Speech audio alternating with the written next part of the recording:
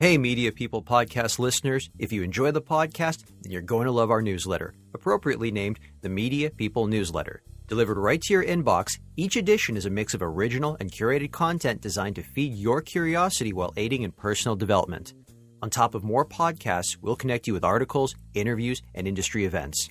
Subscribe at mediapeople.ca/newsletter or go to mediapeople.beehive.com.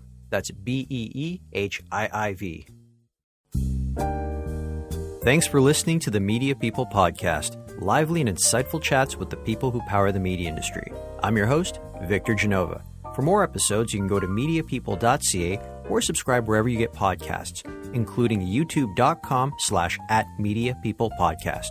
Views expressed by participants are personal. Marketer, educator, podcaster, and founder Darian Kovacs stops by to chat.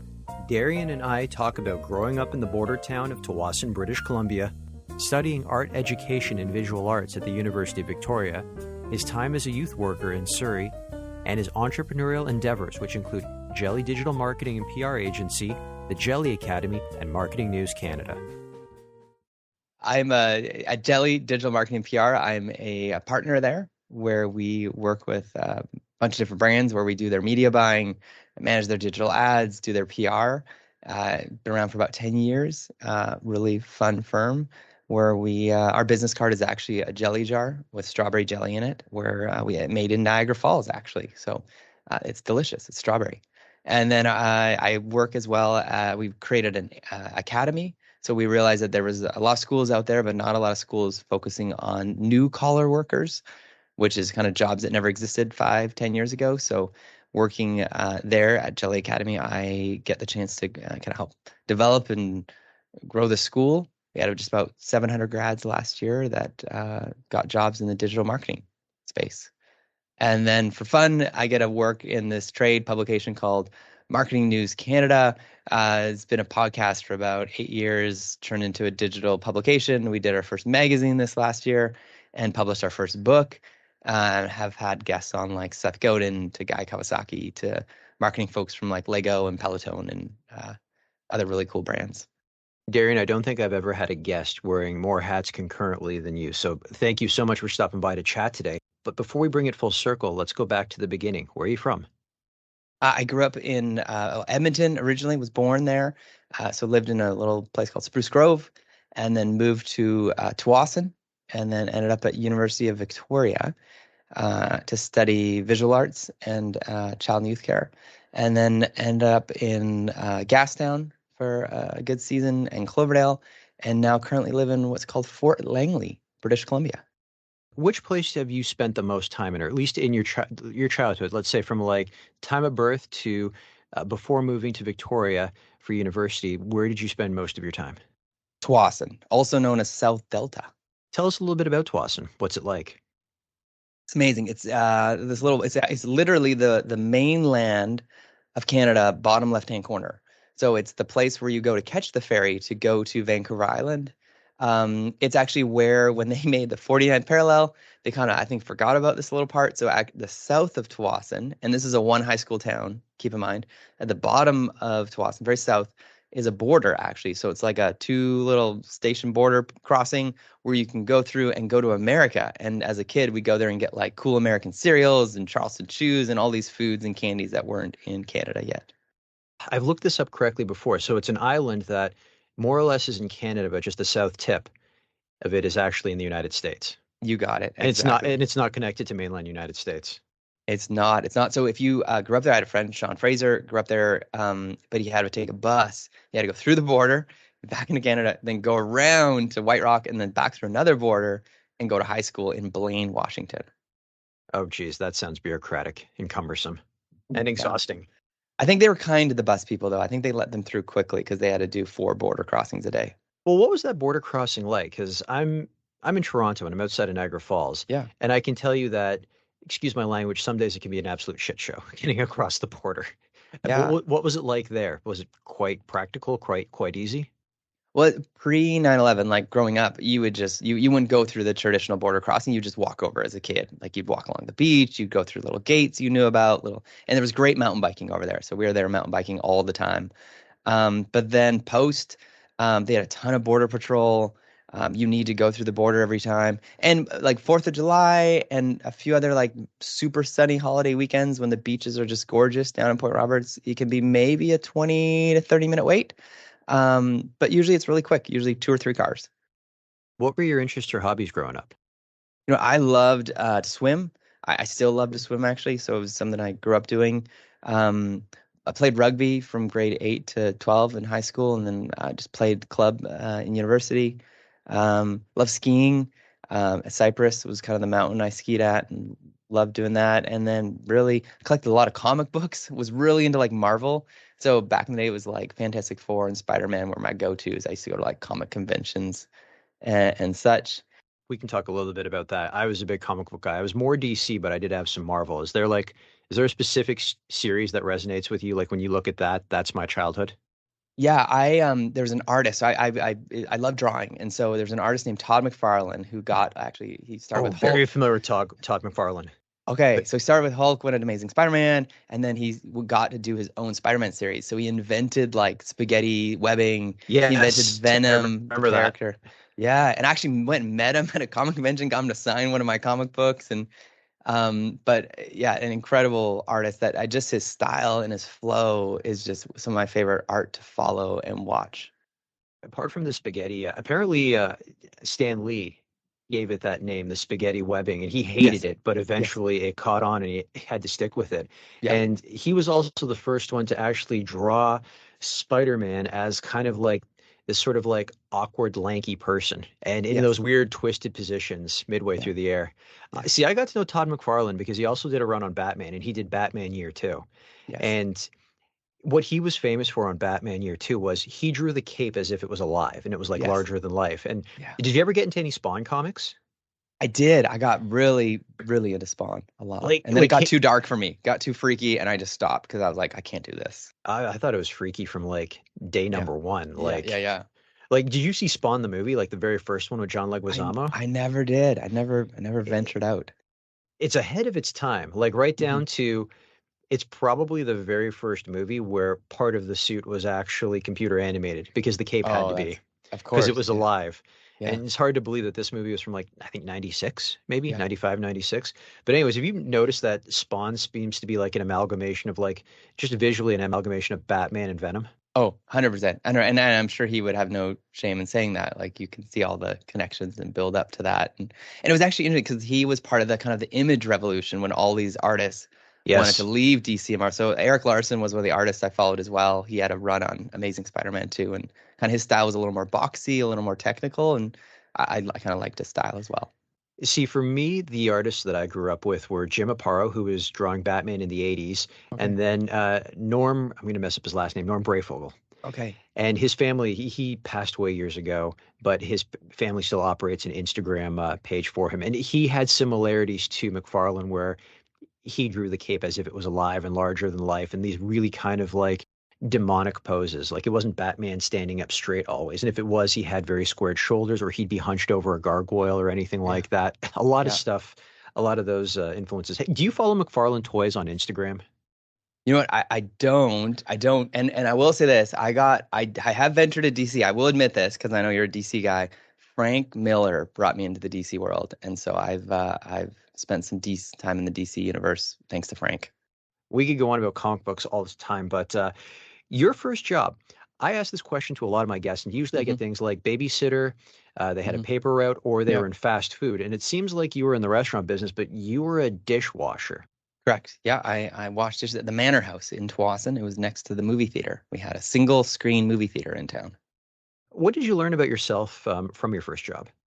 You know what? I will admit this. I technically got hired as a busboy, but because I was so clumsy and not great with like hand-eye coordination and pouring water and picking up dishes, and I got caught a few times eating food off the plates because I was so hungry as a teenager, and I was way too social. I'd want to talk to everyone, and I got distracted really easily. So I learned that about myself. Like I needed to be in the back just doing the hard labor job, not being out socializing with everyone because that's not what they were paying me to do. So I learned I loved people and was curious about people, but also was in a very clumsy stage of my life. See, it's funny. I had that issue in school where I was told I was too social. I'd always talk to people and they'd make me sit outside of the classroom for it. I was always getting in trouble for it. Lo and behold, you had that issue too on the job, and now both of us are podcasters. Had they just told us to embrace that, maybe we'd be a little bit further ahead in our podcasting endeavors. So I had that special chair at, at the front of the room, often distracts others, all those fun little things. What brought you to the University of Victoria, and why did you choose to study art education and visual arts? Yeah, my older brother, I have two older brothers. My middle one was there already studying, and I thought it'd be great to live there. My uncle and aunt were there, who my dad came over as a refugee from Hungary, married my mom. His three older sisters all married Hungarian men. And so, but growing up, I never got to learn the Hungarian language, much of it, or Hungarian food. So I was excited to live in Victoria where my Uncle Frank was and Ildiko and could learn some Hungarian cooking. And also I got in. So I went there to do visual art. So I love to paint and draw and that sort of stuff. And so, and my mom was really excited because she also wanted me to not just do drawing for a living or art. And so I discovered a program at the University of Victoria that was called Art Education, which is the prep and setup so that you can either become like an art and play therapist, or in a hospital setting, it's called a child life worker. So they do, again, similarly, art and play therapy for children in the hospital setting. So I spent a year, part of that learning experience at a place called Canuck Place. So it's a children's hospice in Vancouver, and then spent time at Children's Hospital in Vancouver, so in the oncology floor. It sounds like you had boomer parents from the boomer generation. Is that correct? I think so. I think so. Because I'm drawing on the parallel between my parents and your parents, where if you indulge in the arts, they start to think, oh my God, he could become unemployed. Like they don't view it as a career. And so just My kind of dad the liked it though. My dad was stoked. But also my uh, cousin was like a professional artist, so he saw that someone could become a career artist. your first job after graduation. What brought you to the city of Surrey, and what attracted you to the role of being a youth worker? There was an open job opening, but I was also at the same time I was working for the city of Surrey. I also was a youth pastor at a large church where there was like five of us youth pastors at the time, and so I didn't want to just work in the church setting though because I thought it'd be important to work in both worlds, and so I took a job working for the city of Surrey as well. So, what's the difference between, say, a youth pastor and I guess an adult pastor? Yeah, we had like a group. There was like 300 youth who were like 13 to 17, so like high school, junior high age.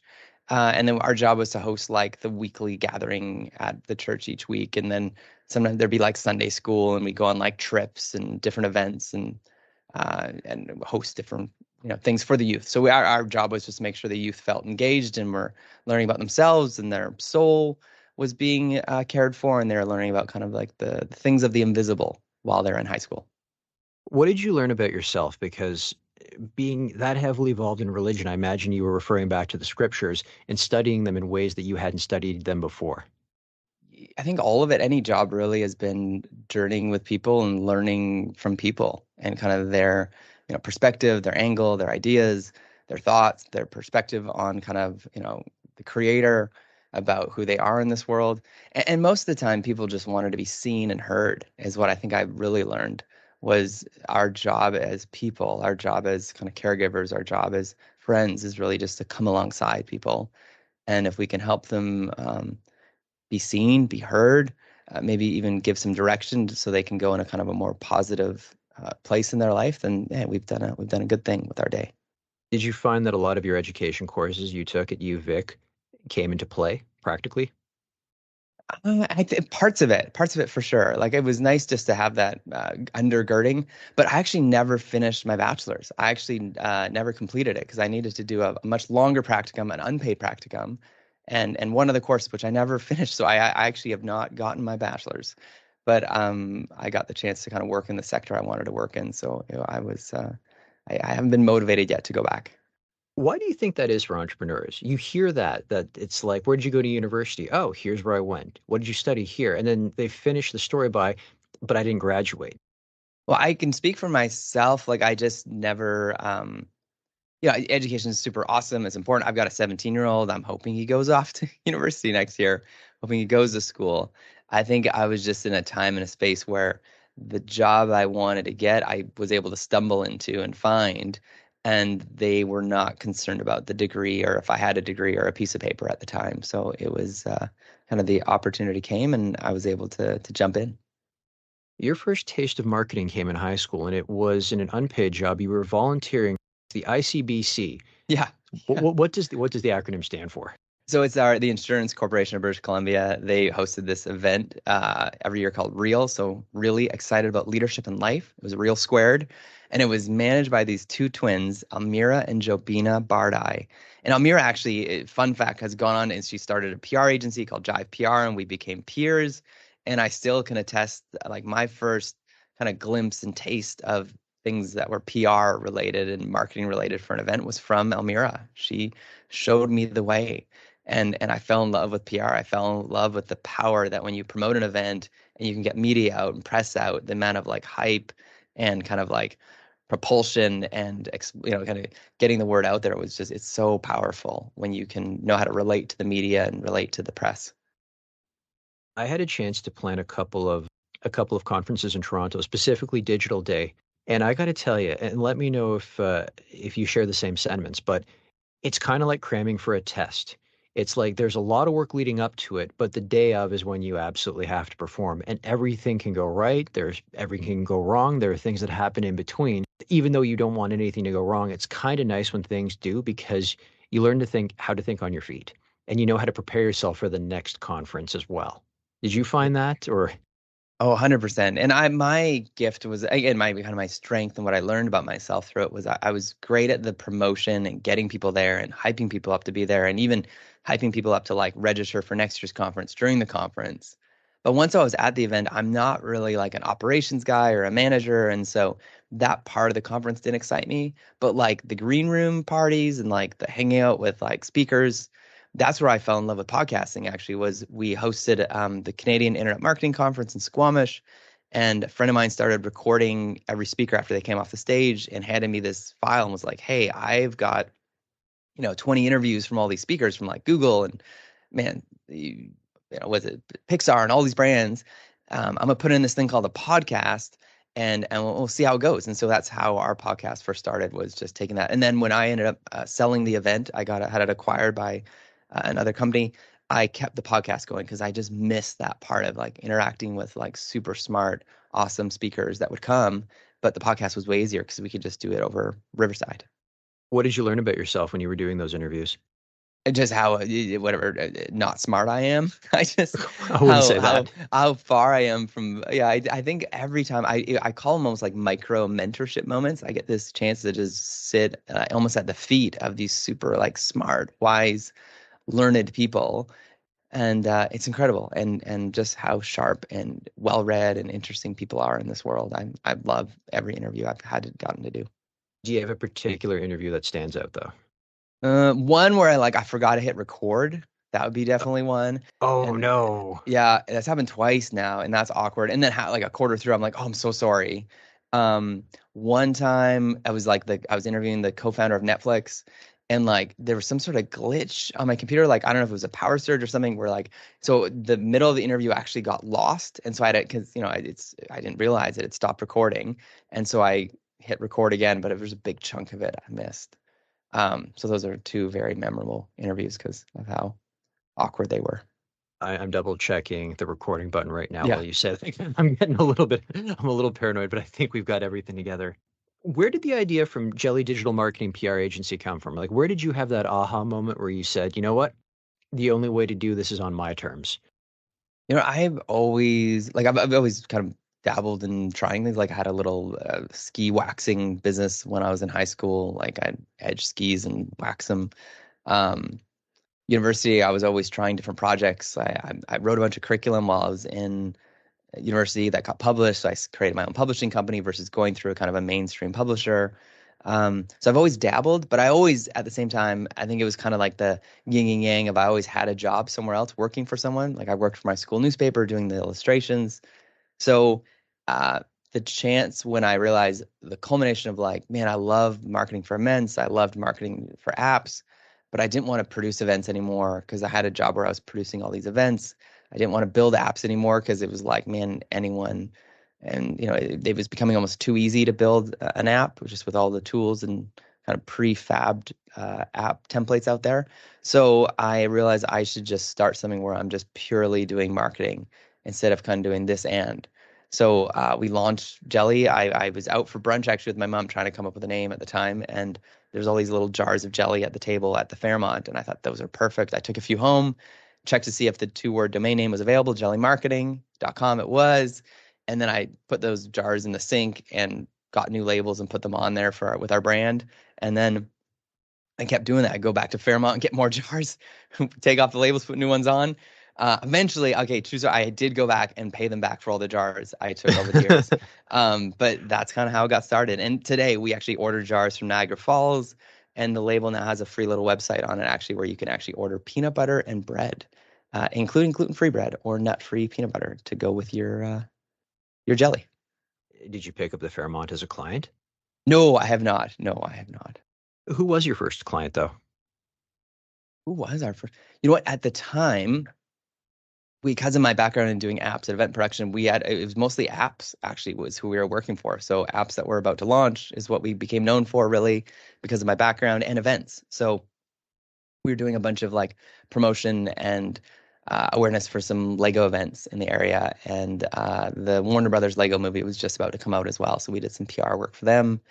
And then the local Abbotsford Chamber of Commerce, we did a bunch of videos for them. Those are some kind of like the early day clients. We're going to take a quick break. Enjoying this episode? Of course you are, or you wouldn't have made it this far. Complement your listening experience by subscribing to the Media People newsletter at mediapeople.ca/newsletter or at mediapeople.beehive.com. It's a mix of original and curated content designed to feed your curiosity while aiding in personal development. On top of more podcasts, we'll connect you with articles, interviews, and industry events. Subscribe at mediapeople.ca/newsletter or mediapeople.beehive.com. What's different about the company from, say, day number one versus to where you are today?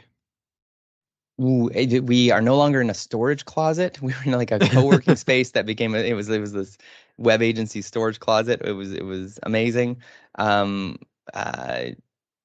We've used a tool called Basecamp as a project management tool. Been a big game changer for us. Those would probably be the two biggest shifts, I'd say.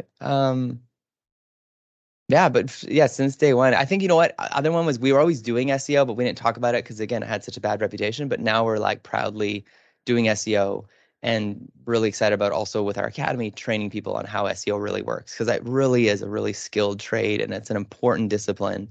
And it's okay to, bring it to light and make sure people know that, hey, SEO is a really skilled professional job. And there's sure some people have made bad reputation of it and bad light of it, but we're trying to change that. What about Jelly Academy? Where did the idea come from to start dabbling in education? One of our clients was, could you train me to do what you do? And instead of, she's like, I don't have the budget anymore. I can't outsource it. So we're like, yeah, that's great. And we'd make some money while we do it. So she paid us to train her and we realized we loved it. And because of my background in doing youth work and writing curriculum, I was like, man, I love this. So we built more curriculum and we started training more in-house teams to upskill the in-house staff or to bring staff in-house so that they didn't have to outsource all the time. And then we tried it where there's a university about 5 minutes from our office. We tried like an open cohort where anyone kind of could register for it off the street. And we filled it up. We sold it out with 40 students. And then we kept that going. And then we got some criticism because we're in Langley, which is like an hour outside Vancouver. So we tried this thing called Zoom. And then a year later, COVID hit. And so we were already set up teaching our school through Zoom. Also, there's two major competitors at the time, BrainStation and Red Academy. And Red Academy went bankrupt. So we also filled that big void as far as, call it, new collar training opportunities. And you guys, like you said, you were totally set up for Zoom school just by the fact that you guys were already an hour outside of Vancouver and there was that desire for remote learning. So it was just flipping a switch for you guys, or it was just like business as usual. Yeah, exactly. And I think also unique about us was being that I'm from the Métis Nation. I have a lot of friends who are First Nations, Inuit. We understood what it was like for maybe some more remote worker, kind of workers who wanted to learn stuff or get upskilling. And we started working with more Indigenous communities and nations to provide the training for themselves. And then we saw some communities and businesses that were like, we're really excited about getting Indigenous staff. And so we've been working on that intentionally to really diversify our industry. That's something you have front and center on your LinkedIn profile, that you are an Indigenous business leader. Anyone who visits your LinkedIn profile is going to see that. Why is it important for you to have that prominent within your profile? Well, I think just the identification, self-identification. Those that are also Indigenous, there's kind of that connection there. Those that are kind of like younger and up and coming and kind of want to see other Indigenous folks who have kind of gone ahead of themselves to kind of break down some walls and barriers, helps them as well. So it's kind of multi reasons. As my grandma would say, she doesn't like the violent, kill two birds with one stone. She'd say, feed multiple birds with one grain. The idea for Marketing News Canada, where did that come from? Did you see a gap in the trade publications that you said, aha, you know what? Here's what my team at Jelly and I can fill? You know what? It was actually that event we did and the podcast that got started. And then we realized Heritage Canada won't fund podcasts. They don't believe at the time, and still today, they don't really believe that podcasts are a form of media yet. Oh, but they will make you register your podcast if you have 10 million in revenue. That's a separate episode you and I could do. Yeah. And so but I just for fun, I was like, I want to see what this process is like. So I registered us as a magazine, joined Magazines Canada. So we took like 50 of our episodes and turned them into articles. And because we then had a digital publication, we got funded by the digital aid to publishers. So we were registered with Heritage Canada all of a sudden. And then for fun, we thought it'd be cool to do a magazine because there's really only two other publishers at the time. It was, Bernico's Strategy. And then The Message started up as well at the time. So the other thing we did, which had never been done before, and this is a sad fact, this is 2 years ago, there had yet to be a marketing communications PR jury or a winner of a marketing award that was not white. And so we actually hosted the first marketing award jury that had non-white jury members, which sounds so shocking that is the first of its kind in Canada, and the first winners of its kind in Canada. But it was really exciting to get to be a part of that, bringing that to life.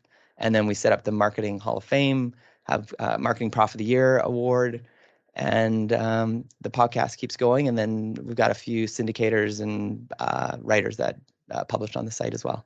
Darian, if anyone listening wants to learn more about Marketing News Canada or bookmark the site, where can they go? They just Google Marketing News Canada. We're like the first thing that pop up, and just marketingnewscanada.com. And if anyone wants to subscribe to your podcast? Same thing, yeah, Marketing News Canada. That's the name. Available wherever you get podcasts. You got it. And also randomly, we used to be called Marketing Jam because I thought it was a cool name. And we even have one of our seasons is on Amazon Prime if you are a Prime subscriber. So it's one of their B2B seasons. So we have a TV version of our podcast available in Prime. Darian, thank you so much for dropping by today. Are you ready for rapid fire questions? Rapid fire, let's do it. Okay, the campaign you are most proud of? Probably Feed to Feed. It was Mennonite Central Committee. People gave up their Instagram social feeds for the day to bring awareness about refugees who did not have food. So foodie bloggers who usually posted beautiful food photos posted empty plates, empty bowls, empty cups to bring awareness to people who were hungry in the world. Your favorite movie? Shawshank Redemption. If Hollywood were to make a movie based on your life story, who would you want to play you? That little shell from that little animated shell show. My follow-up question, if Hollywood were to make that movie based on your life story, what would you call it? Oh, man, A Man in His Garden. Your favorite book? James and the Giant Peach. Your favorite song? Right now, I'm really into Marshmello because my kids love it and play it all the time. So right now, I'm going through like anything Marshmello at the moment. Okay. The best advice you have ever received? I heard this quote, Denzel Washington, every morning I start by putting my sandals where they belong, referencing like when he wakes up, he gets down on his knees and kind of puts his sandals back under his bed. So like remembering who you are and your place in this world to start the day. My signature closing question, if you weren't in media and marketing, what would you be doing and why? In another multiverse? In a multiverse. Perfect comic book reference. I would love to be a concierge in a hotel. Darian, this has been fantastic. Thank you so much for your time. Thanks for hosting. Wonderful to be here.